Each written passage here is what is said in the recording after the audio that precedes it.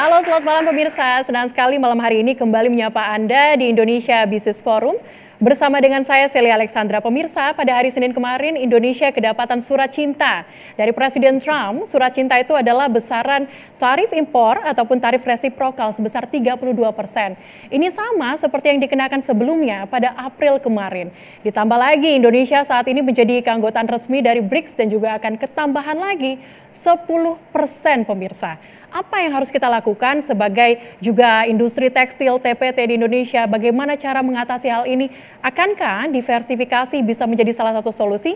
Kita akan bahas malam hari ini di Indonesia Business Forum dengan sejumlah narasumber yang sudah hadir pada malam hari ini untuk kita. Saya akan sapa terlebih dahulu Pak Raden Pardede, staf khusus Kemenko Perekonomian. Selamat malam Pak Raden. Selamat malam Mbak, selamat malam semuanya.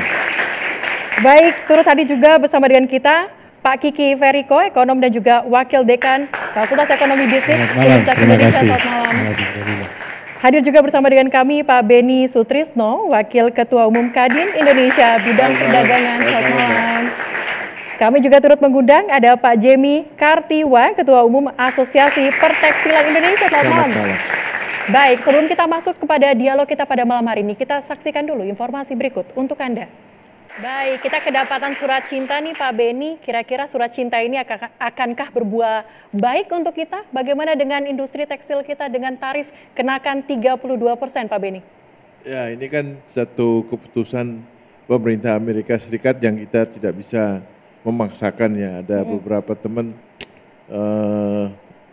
bisa nggak dibatalkan. Yang bisa membatalkan hanya Trump. Oke. Ya kan? Atau yang punya alam semesta ini bisa membatalkan, ya kan? Nah, saya kira sebagai pengusaha tentu kita akan mencari jalan keluarnya. Kita kan punya partner importir di sana. Tentu kan importir itu tidak akan menaruh kepalanya di satu keranjang. Jadi dia akan mengambil dari beberapa sumber, yang mana dia tidak mau ambil risiko. Mungkin ada yang mahal, ada yang murah, tapi dia tidak tergantung satu sumber. Okay. Itu sudah kita bicarakan dengan teman-teman importir di sana. Tentu ada semacam beban yang harus kita pikul berdua. Kemahalan itu bisa nggak kita bagi, kita sharing gitu ya. Ya tentu kita juga harus mencari pundi-pundi kita di sini apa yang bisa kita efisiensikan. Nah mereka juga begitu karena mereka tidak mungkin keluar dari pasar.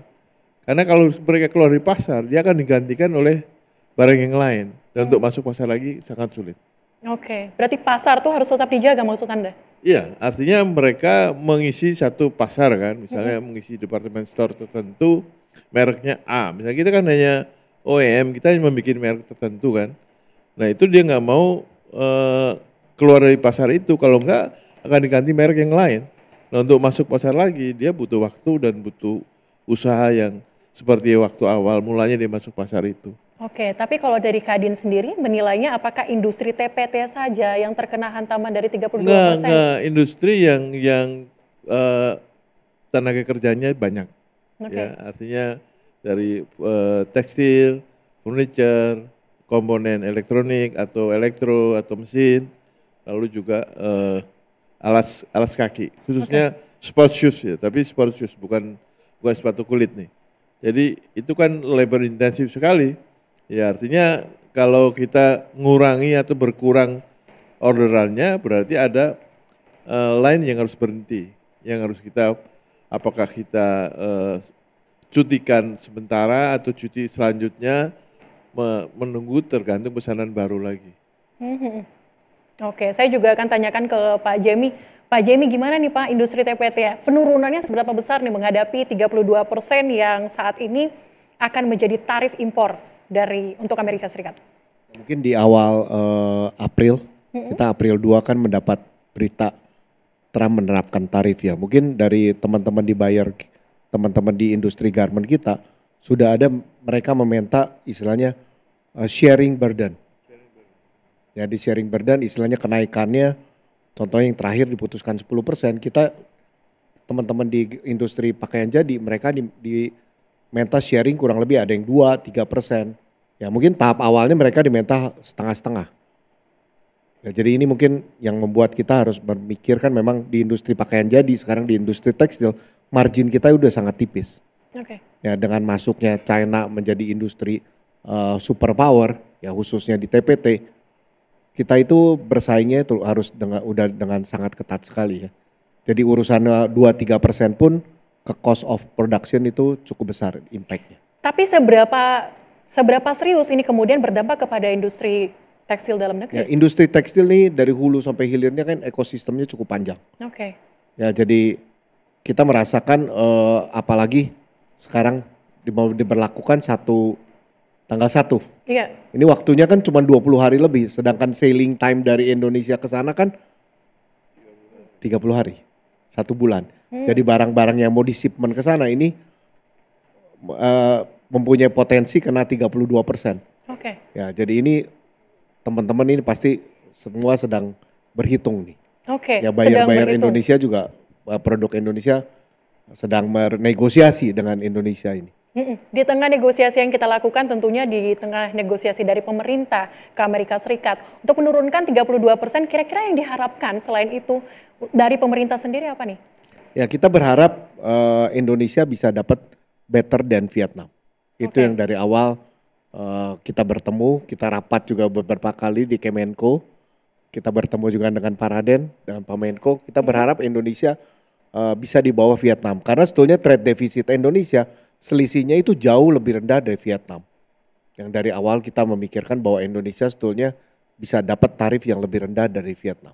Oke, tapi kalau harapannya untuk dalam negeri, untuk pemerintah dalam negeri seperti apa? Kita berharap selain market ekspor yang harus dijaga, domestik Indonesia juga cukup besar. Jadi saya pikir market domestik Indonesia juga kita nggak boleh biarkan ya. Sedangkan semua negara pun sekarang mengincar market Indonesia yang 270 lebih, hampir 280 juta penduduk yang di Indonesia. Jadi saya pikir market Indonesia pun harus dijaga untuk industri dalam negeri ya. Oke, market Indonesia harus terus dijaga untuk industri dalam negeri. Pak Raden, mengelaborasi apa yang disampaikan tadi, pandangan Anda? Saya pikir memang tadi yang sudah disebutkan, tentu dunia usaha itu selalu akan berusaha Oke. dengan apapun yang terjadi. Itulah namanya makna daripada dunia usaha. Dan kita hargai itu. Tetapi di sisi lain seperti tadi mungkin sudah disebutkan, pemerintah tentu akan berusaha untuk mencoba menurunkan tadi reciprocal tarif itu. Yang selama ini kan berlaku sebetulnya masih base tarif, tambahannya itu 10%. Per 1 Agustus nanti, kalau kita tidak bisa menegosiasikan itu dengan Mr. Trump, ya dinaikkan menjadi tambahannya adalah 32%, itu reciprocal tarifnya. Sekarang ini masih ada waktu di mana kita mencoba menawarkan beberapa opsi, ya namanya negosiasikan begitu.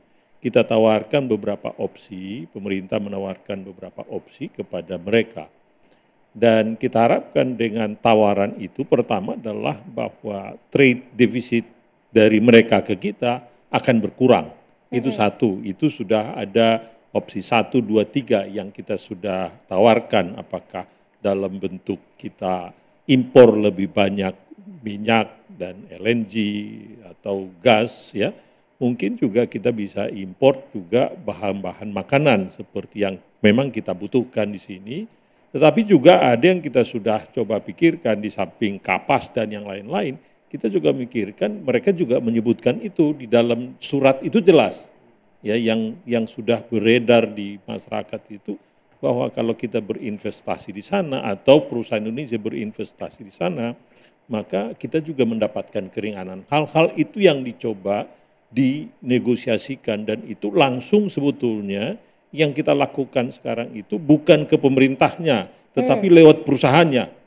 Karena kita harapkan perusahaan-perusahaan partner kita di sanalah yang nanti yang bicara dengan pemerintahnya supaya jelas proof-nya, datanya ini tidak hanya sekedar omon-omon kalau hanya antara pemerintah dengan pemerintah saja kan mana faktanya, mana artinya uangnya. Kalau ini jelas, jadi kita sudah pertemukan antara pengusaha kita dengan pengusaha sana supaya kita bisa mengimpor lebih banyak, demikian juga kita bekerja sama. Tentu kita juga minta dari mereka, namanya negosiasi kan take and give.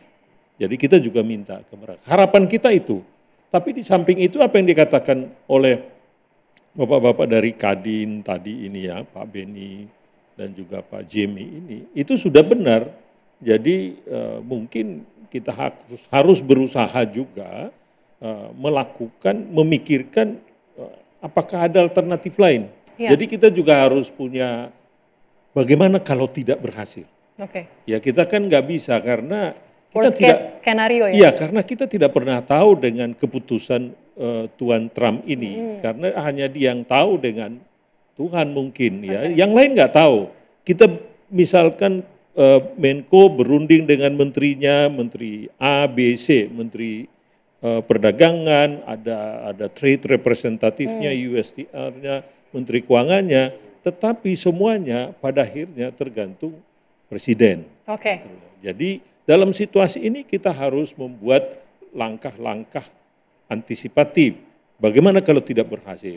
Opsi 2, opsi 3, itu yang kita harus lakukan. Dan harapan saya adalah kita semua di sini bekerja sama antara pemerintah dalam hal ini dan juga dunia swasta.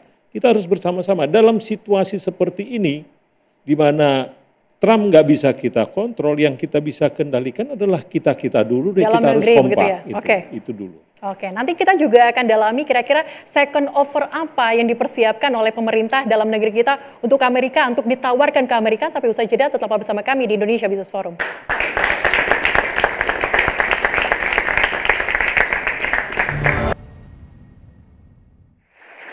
Anda kembali pemirsa di Indonesia Business Forum. Sebelum saya ke Pak Raden, saya ke Pak Kiki dulu. Pak Kiki, kalau kita lihat memang industri TPT ini salah satu yang paling terdampak akibat sektor ataupun tarif impor dari Trump. Menurut Anda, seberapa besar kemudian ini berdampak kepada ekonomi dalam negeri? Ya, itu kan ngelihat dampaknya tentu dari kejadian yang the past ya, sebelumnya, itu kan 2017. Jadi 2017 memang kita kelihatan industri tekstil itu yang besar, baik dari sisi jumlah maupun labor, itu yang besar itu turun, yang kecilnya naik. Jadi ada shifting tuh. Nah kemudian kita lihat import. Ya, dan kita mesti tahu bahwa tekstil itu 50% lebih itu pasarnya tuh domestik ya. Kemudian cost of production-nya itu mostly import. Jadi kalau kombinasi pelemahan rupiah dengan impact dari trade war 1 itu jelas akan memukul baik total revenue maupun total cost. Total cost-nya naik, total revenue turun, maka profitnya turun. Nah itulah yang dialami oleh industri tekstil TPT pada periode pertama. Tapi ingat, itu indirect impact. Kita nggak kena, itu kan antara China dengan Amerika Serikat sebetulnya. Yang sekarang ini direct impact, ya 32% ini itu direct impact yang akan dari 10 naik ke 32 itu langsung kepada sektor-sektor yang ada di Indonesia atau produk-produk yang ada di Indonesia. Jadi yang perlu dilihat itu semua. Kalau saya punya kekhawatiran, bukan kekhawatiran ya, yang perlu kita jaga adalah kita itu punya dua industri yang yang menopang ekonomi Indonesia ya. Oke. Tekstil itu labor intensif. Satu lagi food and beverage itu business owner intensif. Kalau tekstil kena itu kenanya ke PPH, pajak penghasilan pekerja gitu kan. Tapi kalau food and beverage itu bisa ke pemberi kerja gitu. Nah, itu dampaknya bisa double triple. Jadi tentu kita harus antisipasi karena potensial cost-nya itu lebih besar daripada trade war 1. Bayangkan trade war 1 itu dimulai 2017. Impact-nya di 2024. Panjang nih. Jadi kalau trade war 2 ini ya kita mesti antisipasi sampai beberapa tahun ke depan dan itu direct langsung ke kita. Juga mitra kita di ASEAN, jangan lupa Indonesia itu enggak sendirian melakukan produksi di ASEAN itu dia bekerja sama dengan negara ASEAN yang lain yang juga kena. Gitu. Nah, jadi kalau dia jaringannya yang kena, ini jaringan, kita bicara jaringan. Karena gini, sebelum tahun 1945 enggak ada production network. Seluruh dunia ini produksi sendiri-sendiri, kemudian mereka produksi senjata, perang. Setelah 1945 kita masuk damai, kita punya PBB, kita punya WTO, kita punya WHO dan segala macam, kita mulai production network. Jadi sebetulnya Amerika Serikat misalnya kalau sudah sampai level production network, dia misalnya menaikkan tarif, sebetulnya kan dia hurts himself kan. Kenapa? Karena misalnya sepatu olahraga, jersey baju olahraga, itu kan importnya dari investasi kan dari mereka. Jadi ketika mereka naikin tarif kan sebenarnya memukul mereka juga. Oke. Tapi saya bisa pahami kenapa dilakukan itu, karena saya mau emphasize yang tadi Pak Raden katakan. Yang disasar itu sebetulnya investment. Jadi yang diminta oleh Amerika itu investment. Makanya di surat yang terakhir itu clear disebut, kalau mau invest kita nego. Oke. Nah, kenapa? Ada teorinya, namanya from trade diversion to investment creation. Dulu teori ini dikembangkan di Uni Eropa. Waktu Uni Eropa bikin custom union, dia bikin custom union external tariff rate sama karena dia mau narik investasi. Karena waktu itu Eropa devastated. Nah, Amerika ini menarik. Dia invest panjang sekali jaraknya. Dari Amerika Serikat ke Asia, itu jauh sekali. Jadi yang dia kirim investasi. Oke. Orangnya enggak. Hmm. Jadi dia enggak ada remittance. Dia hanya ada investment income. Jadi dia ngelihat trade itu enggak ada skin in the game-nya. Dia nggak lihat itu sebagai produk dia. Beda dengan China, Korea, Jepang, itu kalau dia invest kan deket jaraknya. Dia nggak hanya kirim investasi, dia nggak hanya dapat investment income, dia kirim pekerja. Kalau Jepang manajer ke atasnya pasti orang Jepang tuh perusahaan Jepang. Korea juga gitu. Jadi artinya apa? China juga gitu. Artinya apa? Dia tidak hanya dapat investment income, dia juga dapat remittance. Artinya tidak ada isu pengangguran ketika dia melakukan investment across the ocean. Oke. Ya, offshore investment. Kalau Amerika melakukan offshore investment, dia ada isu pekerjanya nggak ke sana. Kalau teorinya disebutnya hollowing out. Jadi Amerika ini mengalami hollowing out. Nah, pekerja-pekerja yang middle to low skill ini, yang tadi skillnya pindah, kan kita yang bikin sepatunya. Mereka nggak bikin sepatu kan? Kita yang bikin bajunya. Mereka nggak bikin baju kan? Nah, yang ini orang-orang yang harusnya bikin baju dan sepatu ini yang kalah karena di Amerika dia sudah melompat ke teknologi AI, digital ekonomi, nggak dapat. Ini gimana nih? Nah, yang termasukkan dengan investasi itu, dia mau bilang, come to my country, kasih pekerjaan ke mereka, kita nego. Itu maunya. Cuman masalahnya mau nggak kita investasi? Karena kita sendiri juga butuh investasi, toh. Tapi Oke, beberapa negara sudah sukses. Ya Oke. kan Amerika kan, China kan dibuka opening up China tahun 78. Nah, kalau mungkin saya sarankan ya China investasi dong ke Amerika. Oke, baik. Pak Beni, respon Anda gimana Pak? Bisa nggak Indonesia seperti yang tadi disampaikan Pak Kiki? Ya Pak Kiki, saya kira Indonesia mau invest apa kalau mengandalkan workernya harus ke sana kan nggak mungkin. Tapi kalau workernya dari Amerika juga harganya berapa? Kalau nggak salah saya pernah baca statistik, saya ulangi lagi dulu pernah saya kasih statement. Amerika itu kebutuhan celana dalam itu dipenuhi dari Asia Timur itu 74%. Karena nggak mungkin dia bikin celana dalam di sana.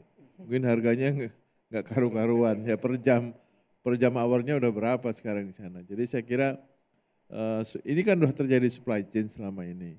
Jadi nggak mungkin dia akan melakukan itu. Nah, kalau kita mau invest ya invest yang padat modal, yang high tech itu mungkin yang bisa memperkerjakan orang sana yang per jamnya juga mungkin bisa sampai $25 per jam. Betul nggak? Betul. Nggak mungkin pakai UMR kita kan Pak. Nah, jadi kalau pakai harga dia ya mahal ya. Oke. Jadi nggak mungkin industri padat karya enggak lah.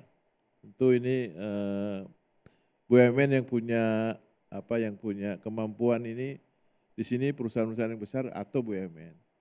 Kalau tekstil saya kira hanya 1-2 aja yang mampu ke sana. Tentu tapi itu juga bukan di downstream, di upstreamnya, di bahan bakunya. Atau mungkin Pak Jimmy mau beli kebun kapas, ya kan? Ya kan? Nah, itu mungkin aja terjadi. Ya sebetulnya apa yang dikatakan Pak Kiki tadi itu seakan-akan Trump itu ngerti ekonomi.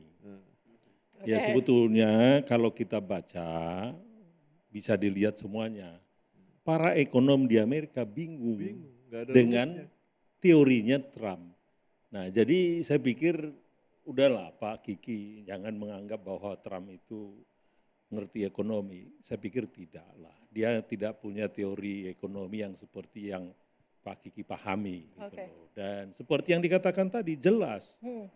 Kalau income dia sudah tinggi, katakan sekarang kan dia di $70.000, $80.000 per kapita. Tingkat gaji dia juga pasti tinggi. Nggak mungkin pekerjaan-pekerjaan yang kita lakukan di sini seperti kerjain garment, mereka nggak bakal bisa menghidupi itu lagi. Makanya waktu itu kan, ingat gak waktu itu di artificial intelligence yang dibuat di AI itu, yang dibuat oleh Cina itu, dibuat orang-orang gemuk, orang itu buat mengerjakan itu orang Amerika, itu tidak mungkin.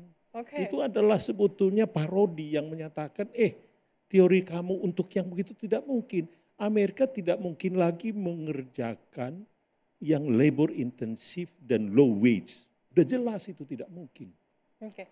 Pak Kiki silakan. Ya, kalau saya mungkin mikirnya gini ya, kalau kita impor tempe misalnya, itu kan dari Amerika ya Pak ya. Nah mungkin kita bisa investasi, ini bayangan saya ya, ini yang tahu mungkin bapak-bapak yang di lapangan nih.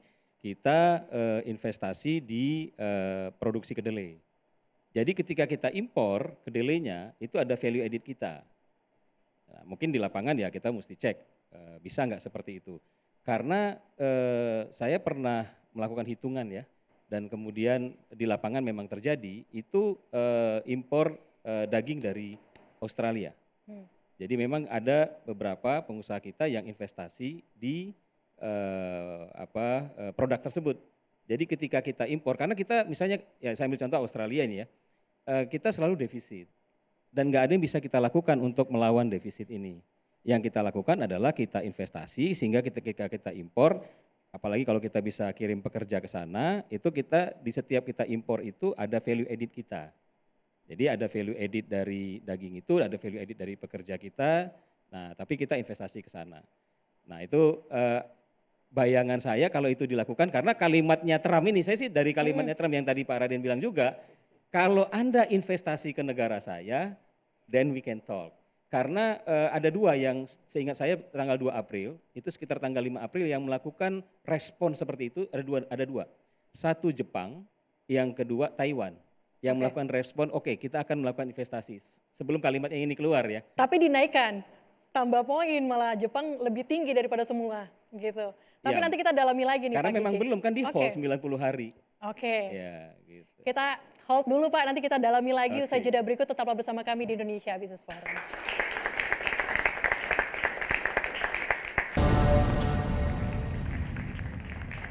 Kita lanjutkan dialog kita di Indonesia Business Forum. Saya langsung ke Pak Raden lagi. Pak Raden, ini second offer kita apa? Sebelumnya kita sudah tawarkan impor dalam bentuk energi begitu ya Pak. Kemudian investasi 551 triliun. Kira-kira nanti masih lanjut atau seperti apa Pak?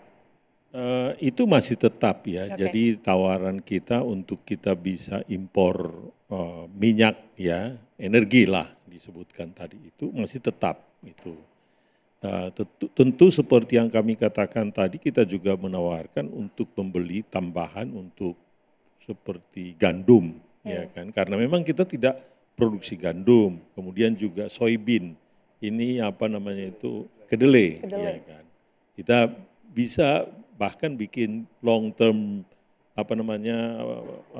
perjanjian yang lebih panjang.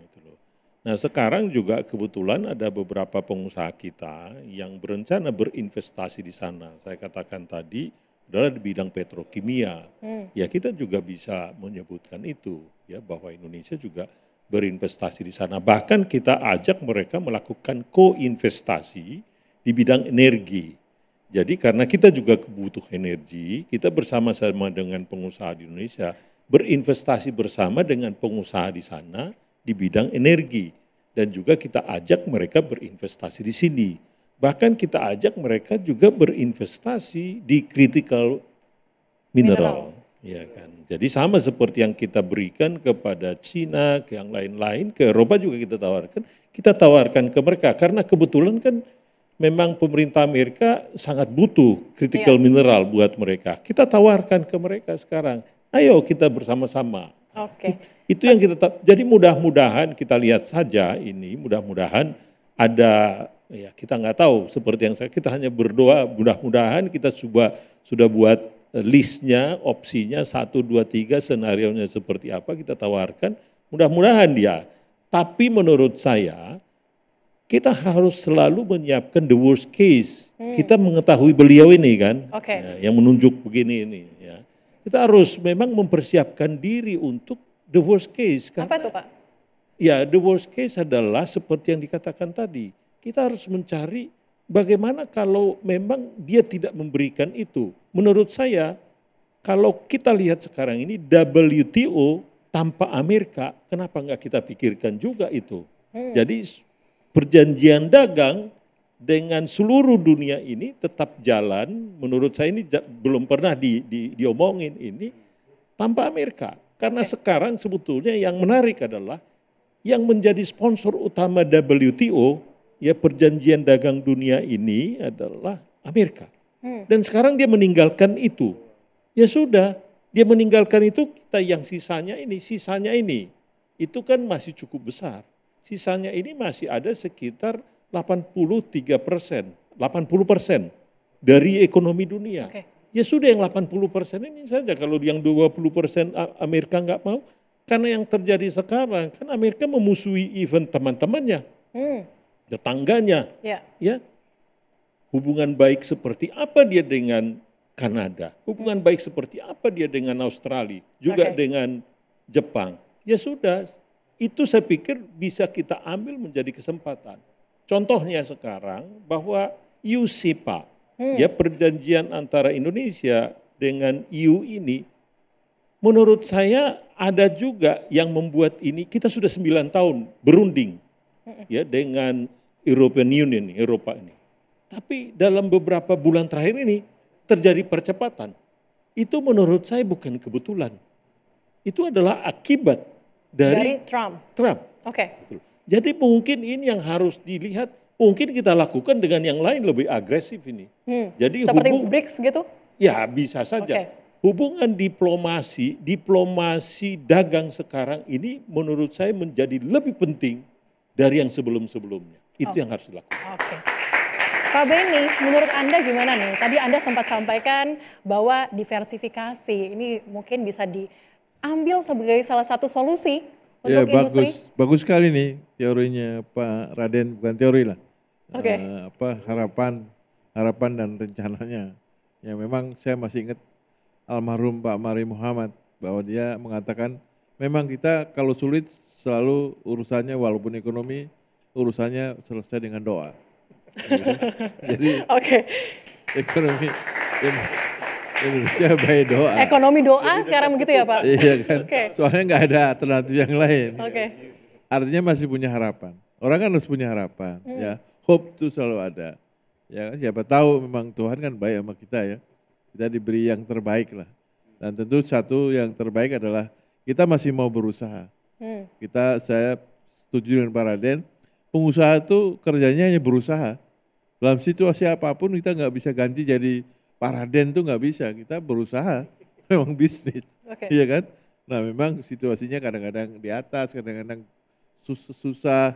Tapi kita nggak pernah cerita waktu mudah gitu. Kita selalu cerita pada waktu susah. Nah ini kita dalam keadaan susah, ya kita tetap usaha Pak. Kita nggak mungkin berhenti untuk usaha itu. Nah memang ada misi yang kita emban yaitu apa? Lapangan kerja. Saya ingatkan lapangan kerja ini penting sekali daripada yang lain. Daripada Trump menurut saya lapangan kerja lebih penting. Jadi pasar dalam negeri ini harus dijaga agar lapangan kerja ini terjaga. Karena kalau orang udah nganggur udah berat Pak. Gitu, terima kasih. Pak Jemi. Ya sedikit menambahkan pandangan Pak Benny tadi. Jadi job creation itu di Indonesia itu sangat penting. Jadi Indonesia juga pendidikan didominasi masih banyak lulusan SMP SD ya. Which is 50% itu mayoritas SMP SD. Jadi saya pikir industri tekstil itu kita harapkan bisa menjadi industri, menjembatani industri dari industri teknologi rendah menjadi industri teknologi tinggi. Jadi which is di beberapa negara itu industri tekstil dipakai. Di Jepang pernah dipakai, di Korea dipakai, di Taiwan dipakai. Ya jadi banyak perusahaan-perusahaan besar di Korea, di Taiwan itu dulu itu berawal dari industri tekstil. Jadi kita harapkan mungkin dengan seiring dengan perkembangan zaman, pendidikannya bisa maju, ya istilahnya transformasi industrinya pun bisa berjalan dengan sendirinya. Kalau Trump tetap menerapkan 32%, kita kan juga menjadi salah satu keanggotaan resmi dari BRICS. Apakah kita bisa mengalihkan diversifikasi ke negara-negara BRICS atau seperti apa nih, Pak Jemi? Kita berusaha harus. Berusaha kita harus. Tapi kita juga jangan lupa market dalam negeri itu kita besar, kita harus jaga. Ya memang mencari market baru di luar juga tidak mudah. Partner dagang kita negara lain seperti negara tirai bambu juga, mereka dengan dikenakan tarif begini is hurting their economy ya. Jadi mereka juga berusaha mencari market-market baru di negara lainnya. Dan mereka selain mengekspor produknya, mereka juga mengirimkan orangnya kemana-mana untuk mengembangkan produk-produknya dengan mereka punya obor ya. Belt and Road Initiative itu mereka gencar sekali di berbagai negara termasuk Afrika. Tapi kalau boleh saya tambahkan yang jadi jangan terlampau taking for granted bahwa BRICS ini akan menjadi pasar yang besar buat kita, terutama Cina. Oke, kenapa tuh Pak? Cina itu adalah negara manufaktur yang paling kompetitif di dunia. Karena dia memakai economic of scale-nya, skala usaha, skala mesinnya dia, economic of scale-nya itu Sulit membuat untuk semuanya menjadi sangat-sangat murah sekali. Oke. Jadi Cina sih itu nggak bisa kita saingi untuk, jadi jangan anggap itu menjadi market kita. Market kita lihat saja ekspor kita ke Cina tidak ada barang-barang yang kita produksi seperti tadi. Yang menjadi kenapa Cina bisa mengimpor dari kita atau kita ekspor ke Cina adalah barang-barang yang sumber daya alam. Bukan di manufaktur itu. Jadi hati-hati dengan, makanya yang saya katakan tadi justru negara-negara lain jangan tergantung BRICS juga. Oke. Ya. Jadi saya mau tambahkan gini, international trade ini itu sebetulnya sufficient condition. Necessary conditionnya adalah kekuatan negara tersebut. Baik dari sisi produksi, sisi perdagangan, jaringan produksi, jaringan perdagangan. Jadi kalau kita perlu gabung tadi argumen Bapak-Bapak adalah kita perbaiki diri kita juga. Karena jangan salah loh, dengan BRICS itu hanya dengan India kita surplus. Dengan Brazil kita defisit, dengan Rusia kita defisit, dengan China seperti kata Pak Raden apalagi. Dengan South Africa kita defisit. Jadi BRICS itu kalau saya sih ngelihatnya dari kacamata akademik itu geopolitical. Nah, geoekonomiknya itu harus jalan terus secara praktikal. Gimana caranya? Ya kita reform diri kita. Ya, kalau saya sih berpikir mungkin keanggotaan OECD bisa mendorong reformasi di dalam. Nah, kenapa? Karena reformasi ini yang paling penting untuk memperkuat daya saing kita. Kalau mitra bisnis, sederhananya kalau kita kuat, kita pasti akan dapat mitra bisnis. Jangan lupa loh, saya ambil contoh ya, Prancis dengan Inggris itu perang 700 tahun. Perangnya berjumlah 41 kali, artinya setiap 17 tahun mereka perang. Tapi perdagangan jagung jalan terus, makanya ada Corn Law yang jadi dasar teori comparative advantage itu. Itu dibuat ketika perang. Jadi banyak teori juga yang terjadi ketika perang dunia, ada teori makroekonomi, jadi bisnis akan jalan terus, saya setuju sekali. Dan sekarang mungkin akan banyak cara-cara untuk membuat kita kreatif mengatasi ini. Ini blessing-nya ya. Oke, tapi sikap Indonesia harusnya seperti apa menurut Anda terhadap BRICS dan juga Amerika? Karena Amerika mengancam akan menambah 10%, Indonesia sikapnya harus seperti apa? Ya itu kan dari sisi geopolitiknya. Oke. Kalau bisnis to bisnis beda loh. Emang bisnis Amerika bisa hidup sendirian gitu? Nggak bisa. Dia butuh input dari mana? Dari China. Saya ambil contoh, tahun 48 China itu hanya 0,8% kontribusinya pada perdagangan dunia. Amerika Serikat 22%, terbesar di dunia karena Eropa kan habis perang dunia. Sekarang Amerika itu hanya sekitar 9%, China 14,5%. Pendulum sudah bergeser. Jadi kalau seandainya Amerika keras terhadap China, nanti intermediate inputnya naik, cost of production-nya naik. Kalau cost of production-nya naik, dia nggak kompetitif. Mana tadi gajinya gede. Nah kalau itu terjadi, ekonominya sendiri bisa goyang, domestiknya mesti diperhatikan. Jadi nggak bisa sendirian. Kalau ditanya bagaimana sikap Indonesia, ya Indonesia bersama seluruh dunia. Nah Amerika kan mau nggak mau, dia memang sendirian gitu kan nggak. Memang dia negara besar, tapi dia harus bekerja bersama-sama di sini. Jadi harus ada win-win solution. Oke baik, saya akan langsung ke Pak Jemi lagi. Pak Jemi, ini apa yang harus diregulasi dalam negeri, dalam domestik kita agar ini juga menjadi membantu industri TPT untuk lebih maju lagi di tengah kondisi seperti ini? Mungkin salah satu yang kita kan sebentar lagi masa IUSEPA ya, 2027. Jadi untuk industri tekstil itu salah satu mereka itu menginginkan produk kita itu tidak menggunakan batu bara lagi. Jadi itu condition yang kita harus penuhi. Jadi mungkin pipanisasi gas terhadap sentra-sentra industri tekstil ini harus dipercepat. Ya karena kalau enggak mereka itu tidak mau bahan bakunya itu dari negara lain.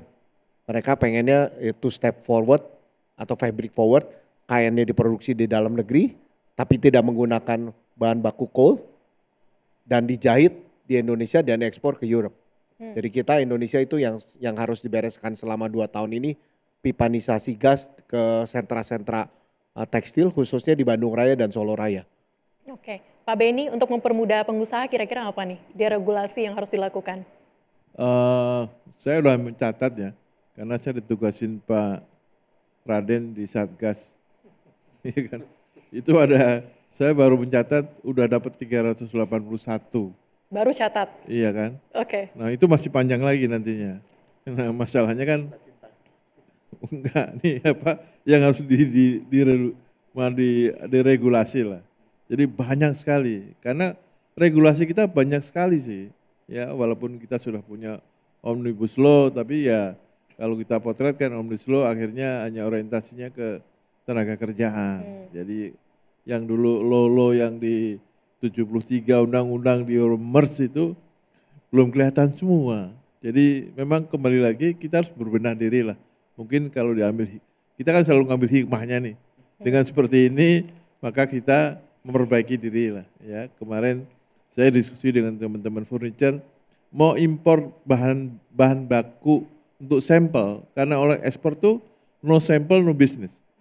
Ya untuk bikin sampel yang hanya 2 meter, 4 meter, itu izinnya sama dengan untuk impor yang main bisnisnya. Oke. Ini kan repot ya, Iya. padahal itu no commercial value.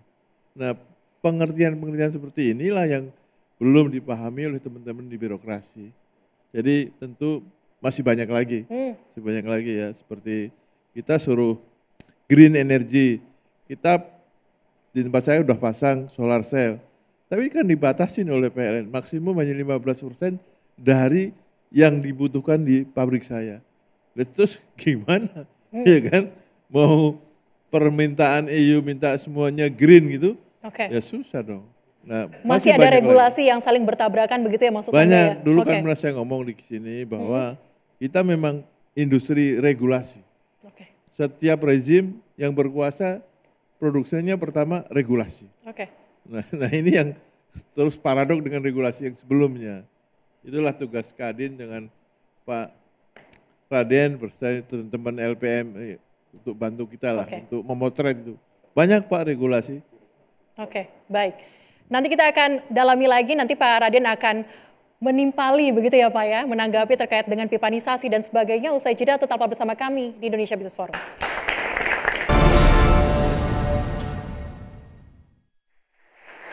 Pemirsa, kita kembali di Indonesia Business Forum. Saya langsung ke Pak Raden. Pak Raden, bagaimana Anda menyikapi ataupun merespon regulasi yang tumpang tindih, termasuk juga pipanisasi yang disampaikan tadi? Pertama, saya pikir seperti yang dikatakan Pak Kiki tadi itu. Ada sebetulnya ini pesan dari Winston Churchill dulu yang disebutkan do not waste a good crisis. Ini kan agak aneh ya. Sudah krisis disebutkan good crisis. Artinya kalau memang kita mau merubah diri, bertransformasi pada saat krisis, itu menjadi good. Ya, bukan bad crisis, malah disebutkan good crisis. Nah, jadi memang sekarang ini saya pikir ada baiknya kita ini berubah. Nggak boleh lagi business as usual dalam situasi seperti ini. Apalagi seperti kita tahu semua, Trump ini kan masih 3,5 tahun lagi paling sedikit.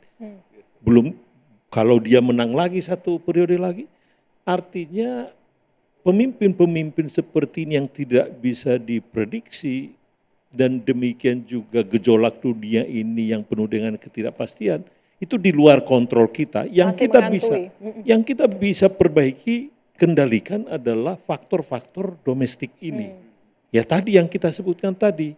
Jadi apakah berkaitan tadi itu, kita sudah punya kesempatan sekarang, ada terbuka potensi kita untuk bisa nanti bersaing untuk mengekspor barang-barang yang padat tenaga kerja termasuk tekstil dan juga sus ya ke Eropa. Tetapi disebutkan persyaratannya apa? Dikatakan bahwa kita harus memproduksi dengan green energy. Itu menjadi prioritas menurut saya buat kita. Itu satu, itu menurut saya menjadi catatan penting. Karena kalau enggak, kita akan kehilangan lagi kesempatan itu. Ya, padahal dikatakan tadi itu menciptakan lapangan kerja yang sangat besar. Yang kedua tadi yang juga Pak Beni katakan, diregulasi. Nah, sekarang pemerintah ini bersama-sama dengan Apindo, bersama-sama dengan juga Kadin dan juga pengusaha. Sekarang kita melihat proses bagaimana perizinan dasar. Kita mau lihat satu persatu ini, bagaimana supaya ini lebih sederhana, kemudian proses perizinan ini semua lebih cepat dan lebih pasti. Ini menurut saya saatnya, menurut saya kita berkomitmen untuk memperbaiki ini sekarang. Jangan nanti. Kenapa harus sekarang? Sekarang ini menurut saya mumpung yang lain-lain ini kan pada saat terjadi shock terhadap apapun ya, shock ekonomi ke dunia ini, maka yang pertama kali biasanya dilakukan adalah kita bisa absorb shocknya itu, sama seperti sekarang apa yang dilakukan oleh si Trump ini. Kemudian kita beradaptasi terhadap krisis itu. Tapi kemudian sesudah itu kita bisa recover. Kalau saya melihat, sementara orang lain memikirkan untuk mengabsorb beradaptasi, kita harus bertransformasi. Kita agak lompat sedikit. Itulah deregulasi tadi, itulah tadi kita yang perlu lakukan oleh pemerintah bersama-sama dengan swasta. Pak Kiki silakan singkat saja. Gini, jarang dunia ini mengalami 4 dimensi tekanan sekaligus. Vulnerability, uncertainty, complexity, and ambiguity at the same time. Nah, ini yang terjadi saat ini. Jadi ini kesempatan emas untuk belajar, karena saya perlu saya ingatkan juga, ada teori makro itu namanya General Theory of Employment, Interest, and Money. Itu kuat banget buku itu. Dibuat ketika krisis. Jadi saya setuju dengan Pak Raden, krisis itu membuat kita belajar. Nah, salah satu yang perlu dilakukan adalah streamlining policy. Karena dari pemerintah, kalau polisinya oke, swastanya bergerak, marketnya hidup. Baik. Dari Pak Jemi silakan singkat saja Pak. Mungkin tetap kita harus jangan berhenti berusaha, berhenti mikir, kita harus optimis, kita bisa melewati masa-masa sulit ini bekerja sama dengan support pemerintah. Pak Beni silakan. Ya, kerjasama dengan pemerintah itu memang harus ya, tapi jangan punya pikiran birokrasi melihat pengusaha itu negatif atau sebaliknya pengusaha melihat birokrasi negatif. Nah ini yang jadi nggak pernah terjadi trust. Nah kita butuh trust yang ideal nih dalam menghadapi krisis yang bersama. Baik. Pak Raden mungkin terakhir Pak menanggapi. Saya pikir ini saatnya kita untuk lebih kompak lagi menghadapi persoalan ini dan kita yakin kalau kita bersama-sama ya dan kita saling membantu antara dunia usaha kemudian pemerintah bersama-sama menghadapi ini, saya yakin kita akan mampu melewati ini dan mungkin kalau kita bertransformasi jangan-jangan ada kesempatan kita untuk bisa berlari lebih cepat nantinya. Baik, terima kasih para narasumber pada malam hari ini. Intinya adalah kita harus kompak dan juga kolaborasi dalam negeri kita, memperkuat domestik kita, deregulasi dan juga pipanisasi yang tadi sempat disampaikan untuk menjadi salah satu solusi untuk membangkitkan terus industri dalam negeri. Demikian Indonesia Business Forum pada malam hari ini. Terima kasih adik-adik mahasiswa hari ini yang sudah hadir.